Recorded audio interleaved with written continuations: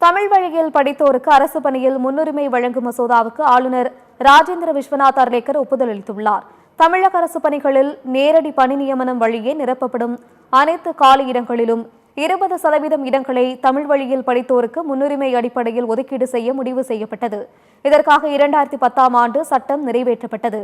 இந்த சட்டத்தின் கீழ் ஒரு பணிக்கு விண்ணப்பித்தவர் அரசு பணியில் இருக்கிறாரா இல்லையா என்பதை ஆராயாமல் இதுநாள் வரை தமிழ் வழியில் படித்தவர்களுக்கு அரசு முன்னுரிமை வழங்கி வந்தது.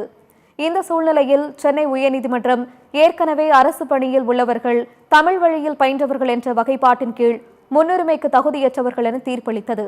இதை தெளிவுபடுத்தும் கடந்த 2010 செப்டம்பர் 7ஆம் தேதிக்கு பின் இதுநாள் வரை தமிழில் படித்தவர்களுக்கு முன்னுரிமை என்ற அடிப்படையில் பணியில் சேர்ந்தது செல்லும் என்பதை உறுதிப்படுத்தவும், புதிதாக சேருவோருக்கு மட்டும் அச்சலுகையை பயன்படுத்தவும் புதிய சட்ட திருத்த மசோதா கடந்த ஜனவரி மாதம் சட்டப்பேரவையில் தாக்கல் செய்யப்பட்டது.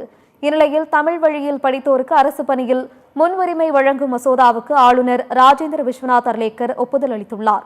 தமிழ் வழியில் படித்தவர்களுக்கு முன்னுரிமை அடிப்படையில் 20% ஒதுக்கீடு வழங்கும் வகையில் சட்டம் இயற்றப்பட்டுள்ளது. இனிமேல் புதிதாக நிரப்பப்படும் பணி நியமனங்களுக்கு மட்டுமே இந்த திருத்தச் சட்டம் செல்லுபடியாகும் என்று திருத்தத்தில் குறிப்பிடப்பட்டுள்ளது.